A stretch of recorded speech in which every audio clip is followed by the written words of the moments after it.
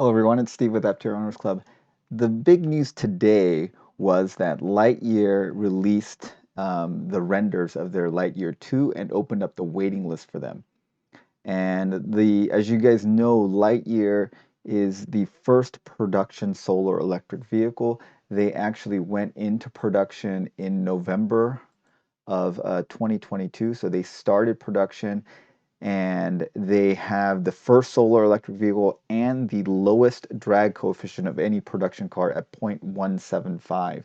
Now, if Aptera got into production, it would have a drag coefficient of 0.13, which is significantly lower, but the drag coefficient of the Lightyear Zero is pretty impressive.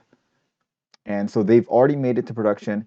And one of the reasons that they made it to production is that they have been able to raise money. They raised their most recent round was $81 million in September of this year.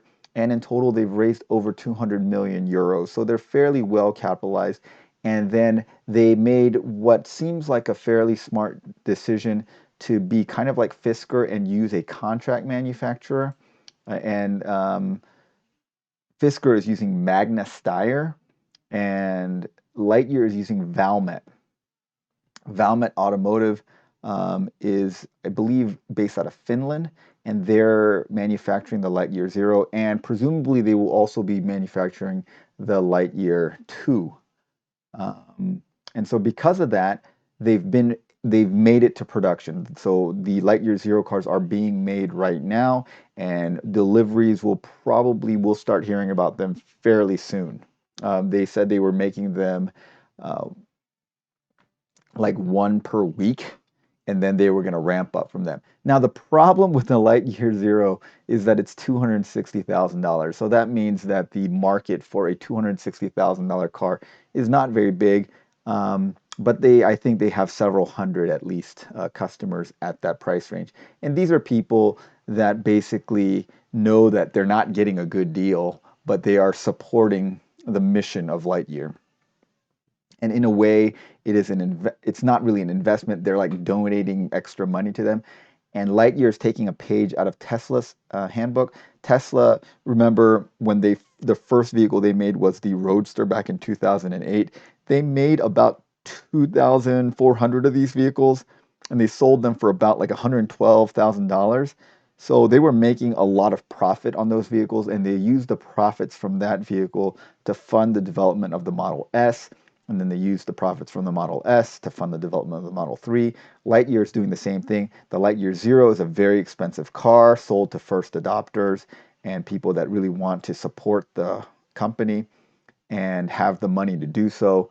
And then they're going to use the profit from that to fund the development and production of the Lightyear 2, which is their mass market car. So they're saying that this mass market car is going to be under 40,000 euros. That is a great price, actually. Um, that would be far less than a Model 3 and less than most electric vehicles on the market today. Um, and then they're saying 800 kilometers of range between charges, which it works out to about 500 miles of range. Now, we're going to come back to that because that is a little bit misleading. Um, but let's take a look at the Lightyear 2. They're kind of being a little coy and only letting you see bits and parts of it. But you can see the general shape of it. It's very similar to the Lightyear Zero. If you looked at this and then you looked at the Lightyear Zero, we wouldn't fault you for thinking it's basically the same car. They look very, very similar. And it should be because they are basically using the same things. They're saying that they're going to use all the same technology from the Lightyear Zero. So the technology from the Lightyear Zero is, they have the hub motor. So I'm sure they're probably using the exact same hub motors, is my guess. And then they're going to have solar cells, and they're using the same solar cells, same encapsulation method.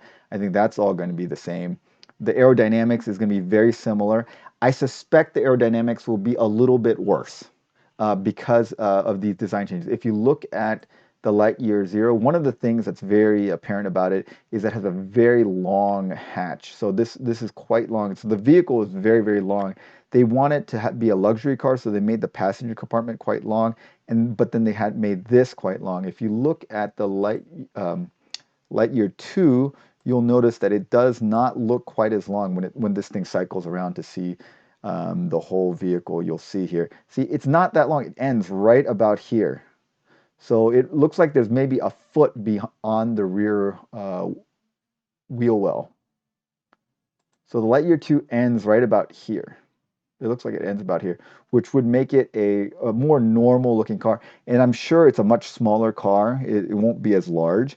But overall, the shape remains pretty much the same, except they've chopped this tail. Now, the longer they make this tail, the better the aerodynamics is. If they made this go to a point like Aptera, it would be even more aerodynamic.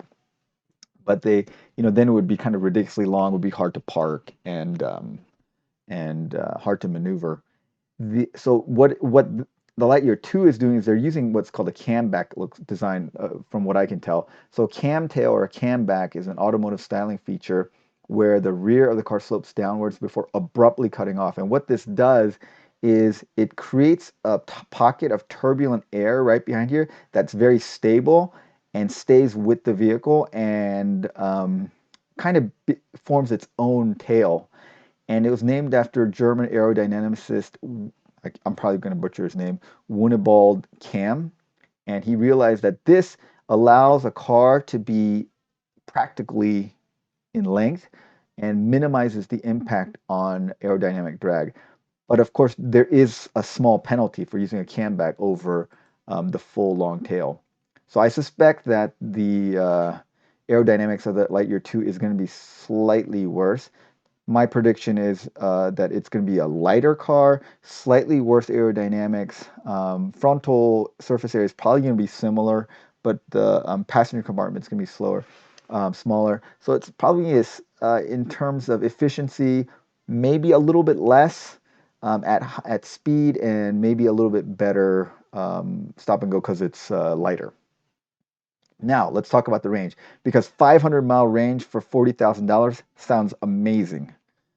But this number is range between charges, and they calculate that as based on the typical driving in Amsterdam. So if you look all the way at the bottom, because there's a little superscript 1 on it, it says range. Driving range will vary depending on driving habits, location, and season.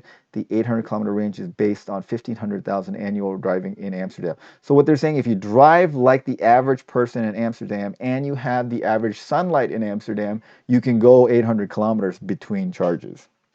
That's what they're saying. And that's similar to what they say about the Lightyear 1. When you see the Lightyear 1, they're saying 1,000 plus kilometer driving range between charging moments. And this little one says, based on 50-kilometer workday commute in Amsterdam in summer. What their actual range is, so it makes you think that you can plug in this car and go over 1,000 kilometers before you have to charge again. That's not true. And this Lightyear 2 makes it sound like you can go 500 miles, you can plug it in, drive 500 miles before you plug it in again. Not true. What they're saying is if you drive like an average person in Amsterdam, that's how many miles you can go before you have to plug it in, because you're going to get a little bit of solar charging every day to compensate for it. But it's not like useful on a road trip that way. And so you see, like the actual, they call it battery range. The actual range is 625 kilometers, which is 388 miles.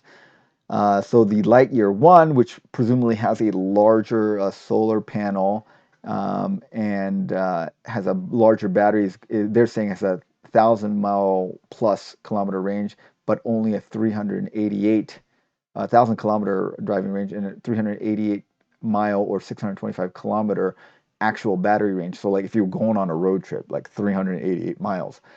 That makes me think that the Lightyear 2 is going to have probably like a 300-mile battery range, maybe 280, 290, 300, something around that. Now that is still respectable.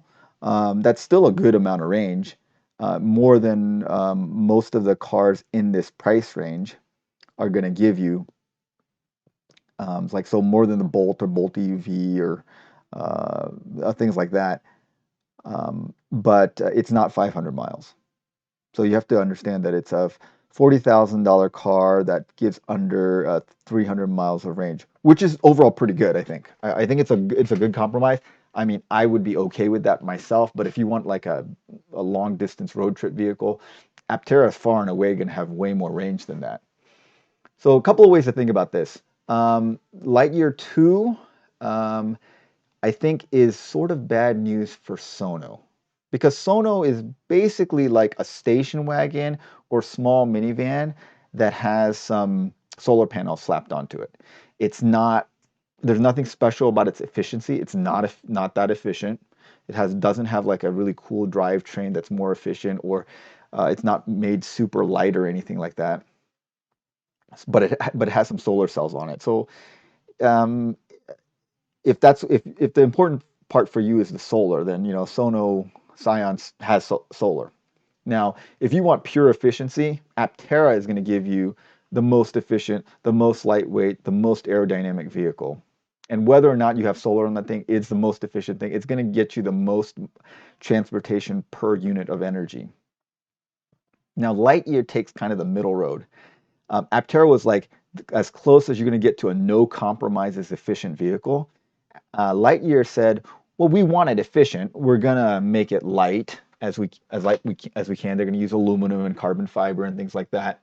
Um, but they want it to look more like a conventional car. Hold 4 or 5 passengers, have 4 wheels, and just look like a normal car, but be as efficient as a normal looking car can be." And for a lot of people, I think that's a strong selling point. Some people, like some of my friends, when I show them the Aptera, they're just like, that just looks too weird. Like, I can't get on board with that.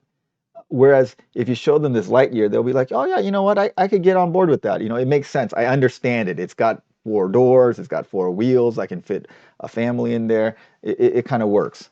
So I think that if they can deliver this car, like a 300-mile range car for under $40,000 with solar and being efficient, there is, I'd be very interested in it personally. So you can click this join this wait list, put in your name, and then it costs nothing to join. It's like basically like a pre-order list. And so I did that. And what they'll do is they'll send you an email saying that you're thank you for joining. They'll put you on a mailing list to give you information about it, which I want anyway. I want to know about it. And then they'll tell you like when they're ready for the pre-orders, then you can give them a little bit of money, probably like $100 or something, and it holds your place in line. The wait list just is a marketing ploy for them, basically to see how much interest there is. When I did it, I was like the 688th US person to sign up. Um, and it costs nothing, and they can gauge how much like interest they have in the car. It costs nothing to join, so it's basically some hand raising. Um, with $100 pre-order, that's not much of a barrier, but at least people got to put in some money to say that they're interested. And I think that's going to come in the next couple of months. But anyway, very excited for Lightyear. I hope that they do well. Um, they have proven that they can get to production, which is good. And as long as they can continue to find funding to ramp up this vehicle, I think this will make it. And this is kind of maybe my backup plan if for some reason Aptera doesn't make it, which of course I'm hoping they are, because I want the no compromises efficient car. Like I like that it looks weird and unique and other people can't get on board with it. For me, that's a plus. It's not a minus. I really like the um, no holds barred efficient, get the carbon fiber 3-wheeled Morelli shaped vehicle. That's what I want. But if I have to get a second choice, this Lightyear 2 is a great second choice, I think. All right. Well, what do you guys think? Did you guys sign up, or are you going to sign up? And what do you think about the Lightyear 2? Let me know in the comments below. Thanks for watching. Thanks to our supporting members. Have a great day, everyone.